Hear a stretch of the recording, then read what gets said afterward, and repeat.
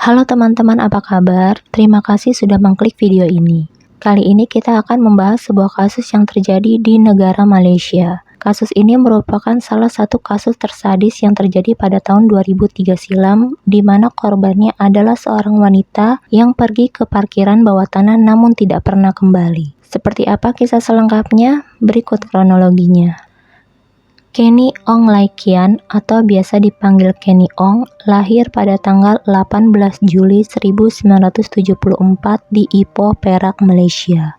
Kenny merupakan anak sulung dari dua bersaudara yang lahir dari pasangan Ong Bijeng dan Perli Visvanathan. Ibu Kenny merupakan keturunan Tionghoa dan India. Kenny memiliki saudara perempuan bernama Elsie Ong. Berdasarkan keterangan dari salah seorang teman Kenny saat mereka bersekolah di kelas 5, Kenny adalah seorang yang periang, jago membuat pizza dan pandai berdansa. Kenny juga pemegang sabuk hitam seni bela diri selama masa bersekolah di Malaysia. Pada tahun 1995, Kenny meninggalkan Malaysia untuk melanjutkan pendidikan di Universitas Pasifik Hawaii, Amerika Serikat, di mana dia memperoleh gelar sarjana ekonominya di sana dan bekerja sebagai penganalisis information technology atau IT di San Diego, California, Amerika Serikat. Pada tahun 2000, Kenny bertemu dengan seorang pria bernama Brandon Ong di Los Angeles saat Kenny sedang mencari pekerjaan di sana. Brandon Ong lahir dari orang tua etnis Tionghoa yang bermigrasi dari Singapura ke Amerika Serikat lebih dari 20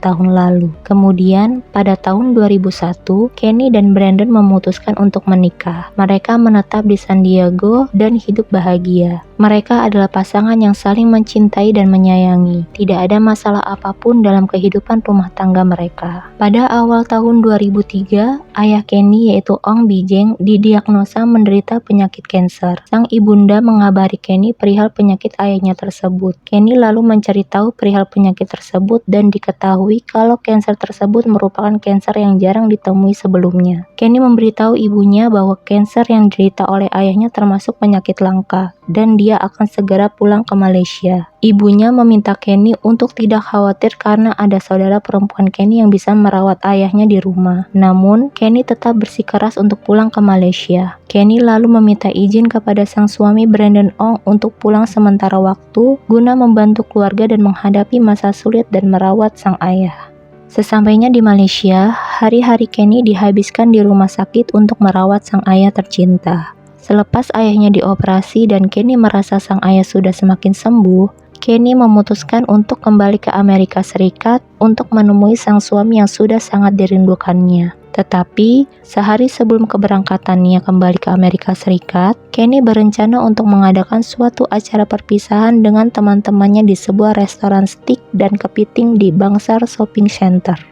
Menurut Noren Natasha, sahabat baik Kenny sangat bersemangat untuk mengumpulkan semua sahabatnya di malam perpisahan itu. Kenny meminta tolong kepada Noren untuk mengurus semua perihal acara tersebut. Noren pun dengan senang hati membantu Kenny. Pada tanggal 13 Juni 2003 malam hari, Kenny bersama ibu dan saudara perempuannya datang terlambat ke Bangsar Shopping Center. Parkiran yang penuh membuat Kenny mau tidak mau memarkirkan kendaraannya di basement lantai bawah. Kondisi parkiran tersebut gelap dan sepi. Sang ibu yang sudah memiliki firasat memberitahukan kebimbangannya tentang keadaan parkiran tersebut kepada Kenny. Kenny, tempat parkiran ini begitu sepi dan gelap. Tetapi karena mereka sudah terlambat, Kenny, saudara perempuannya Elsie dan ibunya Perli bergegas untuk ke restoran di mana sahabatnya sudah menunggu. Di tengah perjalanan menuju restoran, Kenny memberitahu ibunya kalau dia lupa membawa tiket parkir yang tertinggal di dalam mobil. Pada awalnya Kenny ingin kembali mengambil tiket tersebut, namun berubah pikiran dan akan mengambil tiket itu nanti setelah selesai acara. Kenny akhirnya bertemu dengan teman-temannya dan bersenang-senang. Sepanjang malam Kenny terlihat sangat bahagia. Ada banyak alasan Kenny merasa sangat bahagia. Selain sang ayah yang sudah semakin sembuh, Kenny juga akan segera bertemu dengan suaminya Brandon yang sudah sangat dia rindukan. Kenny sudah lama tidak bertemu dengan teman-temannya dan ingin membuat acara tersebut menjadi lebih menyenangkan. Dia tidak tahu kapan lagi bisa bertemu dengan teman-temannya itu. Waktu sudah menunjukkan pukul 10 malam. Kenny melihat keadaan ibu dan saudara perempuannya semakin letih. Kenny membuat keputusan untuk mengantar ibu dan saudara perempuannya kembali ke mobil terlebih dahulu dan membiarkan mereka pulang terlebih dahulu. Kemudian dia akan kembali ke acara tersebut dan pulang bersama teman-temannya. Mereka bertiga, yaitu Kenny, ibu dan saudara perempuannya, turun dari restoran untuk membayar parkir di mesin autopay. Perlu diketahui kalau sistem pembayaran parkir di Malaysia mengharuskan pengguna kendaraan mendatangi terlebih dahulu mesin tempat membayar parkir yang disebut dengan autopay atau automated pay station yang tersedia di sudut-sudut mall. Tiket parkir dimasukkan ke dalam mesin autopay, lalu akan muncul nominal yang harus dibayar. Setelah selesai melakukan pembayaran, tiket parkir akan keluar kembali dari dalam mesin. Tiket tersebut kita bawa kembali untuk dimasukkan ke dalam mesin parkir saat pengguna menuju pintu keluar. Saat mengantri untuk membayar tiket parkir di mesin autopay bersama saudara perempuan dan ibunya, Kenny teringat kalau tiket parkir tertinggal di dalam mobil. Kenny memberitahu ibunya dia akan ke mobil sebentar untuk mengambil tiket tersebut. Sang ibu yang belum sempat mengatakan apapun, melihat Kenny sudah pergi ke basement tempat mobilnya diparkir. Ibunya tidak dapat menemani Kenny pergi ke basement karena kakinya sedang sakit. Jarak dari mesin bayar ke basement tempat mobil Kenny diparkir tidak jauh. Tetapi 20 menit berlalu, Kenny tidak juga kembali. Bingung, Elsie mencoba menghubungi telepon milik Kenny tetapi tidak ada jawaban. Semua panggilan masuk ke kontak pesan suara. Sang ibu pun mulai merasa panik karena tidak mungkin selama ini Kenny meninggalkan ibunya. Ibu dan saudara perempuan Kenny bergegas menyusul Kenny ke parkiran. Namun, mobil mereka yang merupakan mobil Proton Tiara telah hilang dari tempat di mana terakhir mobil tersebut diparkir. Kenny juga tidak ada di parkiran. Semakin bingung, ibu dan Elsie kembali ke restoran dan memberitahu teman-teman Kenny kalau Kenny telah hilang. Semua teman-teman Kenny mencoba menghubungi Kenny, namun telepon Kenny tidak aktif.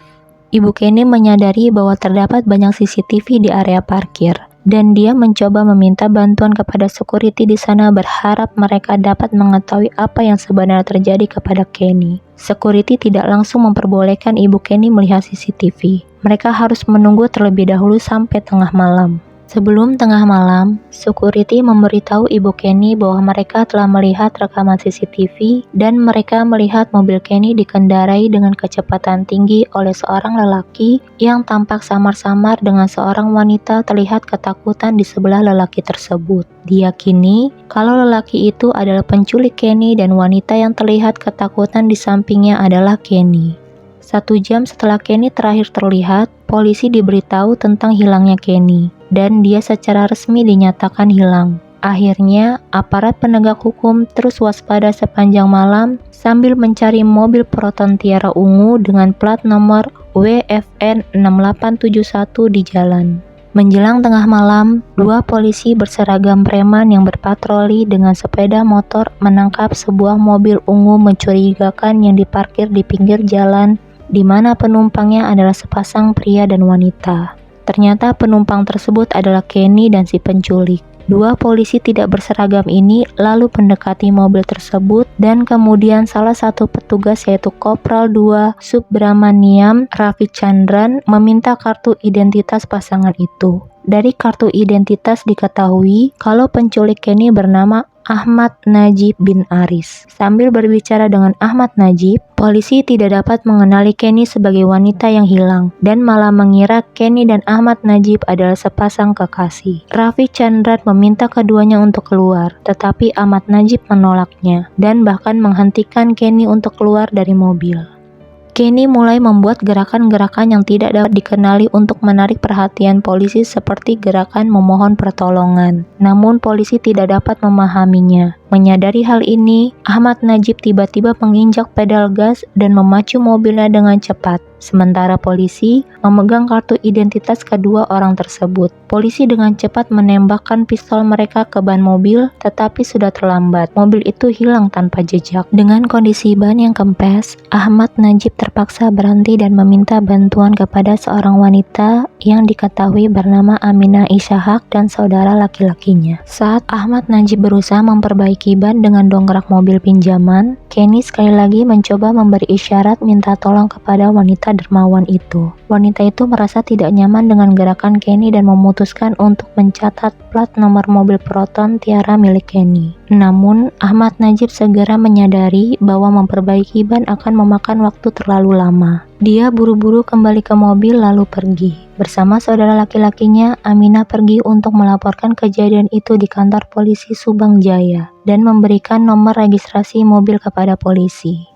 Pada tanggal 14 Juni 2003 dini hari, aksi penyiksaan Ahmad Najib terhadap Kenny dimulai. Saat mulai pagi, mobil Kenny diparkir di area konstruksi. Di sana Kenny diancam dengan senjata tajam oleh Najib dan dipaksa masuk ke jok belakang mobil. Kenny lalu diperkosa oleh Ahmad Najib di area tersebut. Ahmad Najib lalu pergi ke tempat yang lebih sepi dan memeriksa Kenny untuk yang kedua kalinya. Karena Kenny yang terus melawan, akhirnya membuat pelaku mencekik dan menusuk perut Kenny sebanyak 2 kali. Pelaku panik melihat korban dalam keadaan sekarat dan segera mencari tempat untuk membuang tubuh korban. Tidak lama berselang, Ahmad Najib menemukan sebuah lubang saluran air di pinggir jalan raya. Lalu dia mengangkat dan menyeret tubuh Kenny ke arah lubang tersebut. Ahmad Najib mengikat mulut dan tangan Kenny lalu memasukkan tubuh Kenny ke dalam lubang saluran air. Pada saat bersamaan, azan subuh sudah berkumandang dan sebelum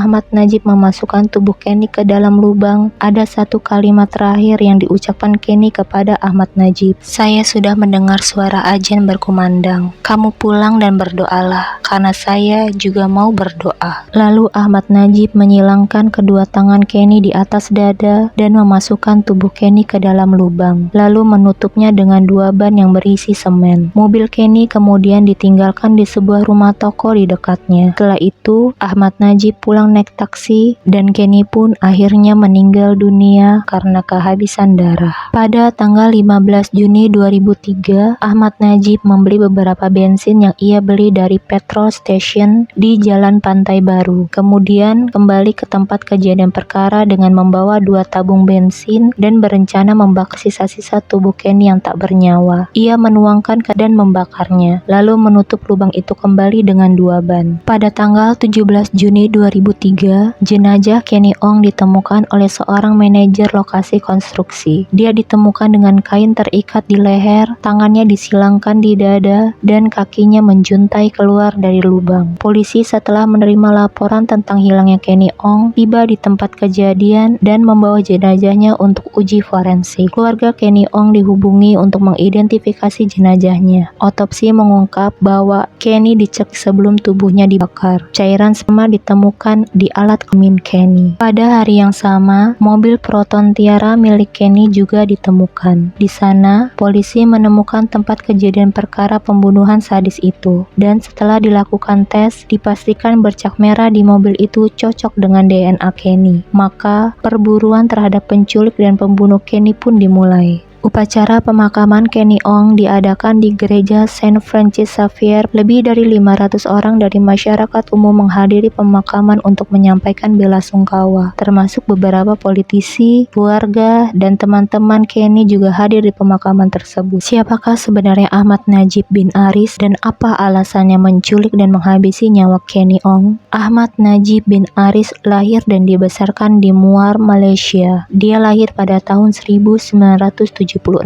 Ahmad Najib adalah anak kedua dari 4 bersaudara dalam keluarganya. Ahmad Najib menempuh pendidikan hingga tahun ketiga di sekolah menengah atas sebelum dia putus sekolah tanpa melanjutkan 2 tahun terakhir pendidikan sekolah menengahnya karena dia harus bekerja untuk menghidupi keluarganya. Perlu diketahui, pendidikan sekolah menengah di Malaysia berlangsung selama 5 tahun. Pada tahun 1998, dia pindah dari Muar ke Kuala Lumpur. Ahmad Najib kemudian menikah dan memiliki 2 orang anak berusia antara 2 dan 1 tahun saat dijatuhi hukuman, dan bekerja sebagai pembersih kabin pesawat di Malaysia Airlines sejak tahun 2000. Ahmad Najib tinggal di Pantai Dalam sebelum melakukan pembunuhan terhadap Kenny Ong. Menurut orang-orang yang mengenalnya, Ahmad Najib adalah seorang pria yang berkarakter baik dan bertanggung jawab dalam pekerjaannya. Pada 20 Juni 2003, polisi dengan mudah menangkap pelaku karena kartu identitas berkas yang masih di tangan polisi tertulis jelas alamat dari si pelaku. Saat ditangkap, Ahmad Najib berada di rumah bersama istri dan anak-anaknya. Beberapa barang bukti seperti baju dan celana jeans milik Ahmad Najib yang masih ada bercak merah dibawa oleh polisi. Pada awalnya Ahmad Najib mengaku kepada polisi bahwa dia memang telah membunuh Kenny. Ahmad Najib juga membuat pengakuan bahwa dia pergi ke pusat perbelanjaan untuk mencari seorang wanita yang menaruh dendam padanya, dan wanita itu adalah mantan majikannya. Tetapi mengira Kenny adalah wanita itu dan baru menyadari kesalahannya ketika Raffi Chandran memeriksa identitasnya. Ada pula alasan yang beredar bahwa Ahmad Najib menculik Kenny dikarenakan Kenny ini cantik, bertubuh langsing, dan berjalan sendirian di parkiran yang sepi. Namun dalam persidangan yang digelar pada tanggal 15 September 2003, Ahmad Najib mengaku tidak bersalah dan menyatakan bahwa dia dipaksa dan disiksa oleh polisi untuk membuat pengakuan. Bantahan demi bantahan terus dilontarkan oleh Muhammad Hanif, pengacara Ahmad Najib yang berusaha membuktikan bahwa tidak mungkin Ahmad Najib pelakunya. Beberapa barang bukti yang menguatkan seperti sperma yang ada di tubuh Kenny cocok dengan milik Ahmad Najib, bercak merah pada jeans milik Ahmad Najib sesuai dengan DNA Kenny, serta kain yang diduga untuk mencek Kenny adalah jenis yang sama yang digunakan pembersih pesawat untuk membersihkan jendela pesawat. Dan mengingat pekerjaan si pelaku sesuai dengan barang bukti, hal ini semakin menghubungkan Ahmad Najib dengan kejahatan tersebut. Beberapa investigasi yang dilakukan oleh pihak kepolisian, Ahmad Najib juga diduga melakukan 4